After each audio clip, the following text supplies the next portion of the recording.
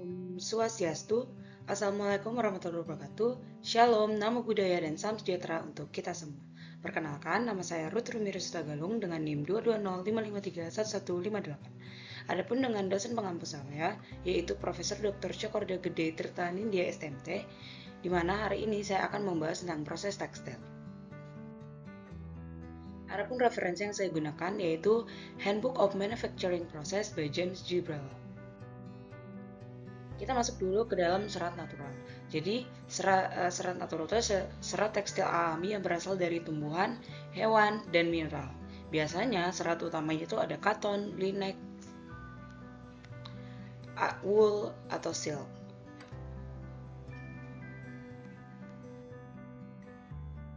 Kemudian ada animal fibers atau serat hewani. Jadi biasanya ini berasal dari wool, cashmere, angora, camel, atau hewan-hewan yang berbulu lebat lainnya. Termasuk juga felt dari rambut kuda ataupun sapi.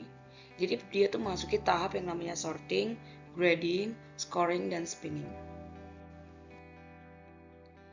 Untuk animal fiber sendiri, dari mesin itu terdiri dari fixed cam atau rotating cylinder with saw-like teeth. Untuk gambarnya seperti ini. Kemudian untuk flax fiber atau linen itu adalah tanaman penghasil serat dan biji, di mana flax untuk linen itu berasal dari batang tanaman. Jadi dia butuh kombinasi proses kimia atau mekanis sebelum bisa dipintal. Untuk serat tumbuhan lain yang penting lain itu ada hemp, jute, kenaf, rami, abaka, dan sisal.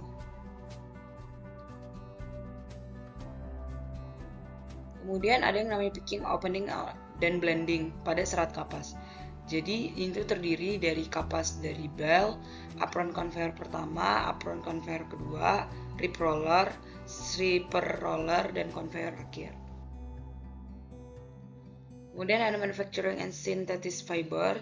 Jadi ada lap rolls. Dia pertama akan dimulai dari lap rolls, kemudian feed roll, kemudian liquor in, kemudian terus relieving bar, kemudian large cylinder. Oke, kita akan masuk ke drawing and drafting. Kita masuk dulu ke cans 1, di mana silver hasil carding itu bakal disimpan di beberapa silver cans.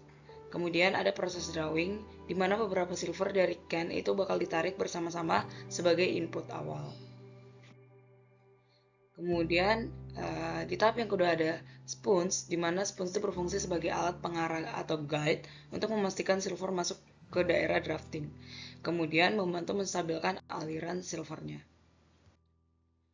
Kemudian masuk ke dalam rollers, di mana ini akan menarik atau drafting silver sehingga lebih panjang dan lebih halus. Kemudian di sini dia akan menggabungkan beberapa silver menjadi satu silver baru dan meningkatkan paralelitas serat itu sendiri. Kemudian akan terjadikan lagi di mana silver hasil drawing tadi kemudian dikeluarkan secara kontinu dan digulung ke dalam can baru. Kita masuk ke dalam spinning atau twisting, di mana ada drawing rollers, di mana set roll drawing kedua itu bakal menarik roughing menjadi lebih halus dengan mengurangi diameter dan meratakan distribusi serat. Kemudian di gambar yang ketiga itu ada spindle, di mana ini adalah poros yang berputar dengan kecepatan yang sangat tinggi. Kemudian kecepatan putaran spindle akan menentukan jumlah twist yang akan diberikan pada benang. Kemudian ada bobin di nomor 4, di mana bobin besar itu bakal dipasang pada spindle dan berputar bersama spindle. Jadi benang yang udah dipintal itu akan digulung pada bobin ini. Kemudian ada traveler. Jadi traveler itu adalah cincin kecil yang bergerak mengelilingi ring, bisa dilihat dari nomor 5. Dan traveler itu tidak berputar sendiri tetapi ikut terseret oleh benang. Kemudian di nomor 6 ada ring. Jadi ring itu adalah komponen tetap atau tidak berputar, di mana traveler ini bergerak mengelilingi ring saat benang ditarik dan dipintal. Kemudian ada shading. Jadi benang warp itu diangkat dan diturunkan untuk membentuk shed atau celah. Celah ini akan memberikan jalur bagi shuttle untuk lewat. Kemudian ada picking, di mana Picking itu ada shuttle yang bergerak melintasi shed dari satu sisi ke sisi lain membawa benang web. Kemudian ada beating up di gambar C. Ini tuh reed bergerak maju untuk mendorong atau memukul benang web ke posisi akhir sehingga kain menjadi rapat dan kuat. Kemudian ada alat tenun, ada warp beam di mana dia akan menggulung dan menahan seluruh benang usi. Kemudian ada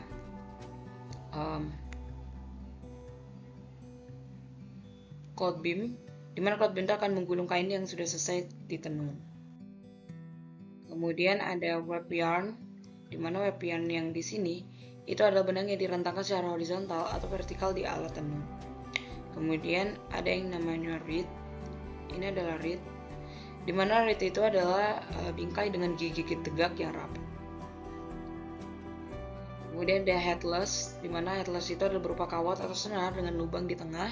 Benang lusi bakal dilewatkan melalui lubang ini dan kamran dipasang pada bingkai. Kita masuk ke dalam knitting atau rajutan pakan. Jadi itu di gambar A itu adalah satu benang tunggal, di mana dia biasanya bersifat elastik dan kemampuan regangnya itu tinggi dan mudah diurai. Untuk gambar berikut ada rajutan lusi, di mana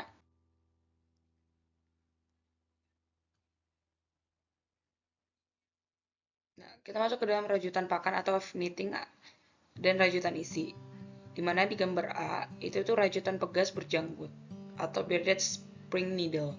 Jadi janggut ini tuh harus ditekan atau ditutup oleh sebuah penutup atau pressure. Kemudian penutup janggut ini akan mengubah kepala jarum menjadi kait yang tertutup dan memungkinkan jeratan lama melewati kepala dan menjatuhkan jeratan baru. Untuk gambar yang B itu namanya jarum kait selak atau lace needle, di mana jarum kait selak ini bekerja secara otomatis dan saat jarum bergerak ke atas, kait akan membuka dan saat bergerak ke bawah, benang lama akan mendorong selak hingga menutup kait secara otomatis. Kemudian ada jeratan rajutan pakan atau mesin melingkar.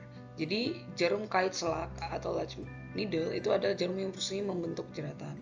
Kemudian ada yang namanya dinding alur, di mana ini adalah alur tempat jarum bergerak naik turun. Kemudian ada benang baru atau new yarn, ini yang benang yang akan dijeratkan, dan kemudian ada cam atau bungan yang mekanisme terbentuknya alur yang mengontrol pergerakan patah jarum atau untuk memindahkan jarum ke atas dan ke bawah. Kemudian ada struktur jahitan dasar atau basic structures, di mana untuk gambar A itu jahitan rantai tunggal namanya, di mana benang terbentuk serangkaian jeratan yang saling mengunci di bagian bawah kain dan setiap jeratan baru melewati jeratan yang telah dibentuk sebelumnya. Untuk gambar yang ke B itu adalah jahitan overage. Jadi benang-benang yang saling mengait dan melingkari tepi kainnya atau fabrics, di mana jeratan dari benang atas dan bawah saling mengunci tepat di tepi kain dan mencegah pinggiran kain terurai. Sekian dari presentasi saya kali ini. Untuk kurangnya saya mohon maaf dan saya akhiri dengan Parmi Santi, Om Santi Santi Santi Om. Assalamualaikum warahmatullahi wabarakatuh. Shalom, namo buddhaya dan salam sejahtera untuk kita semua.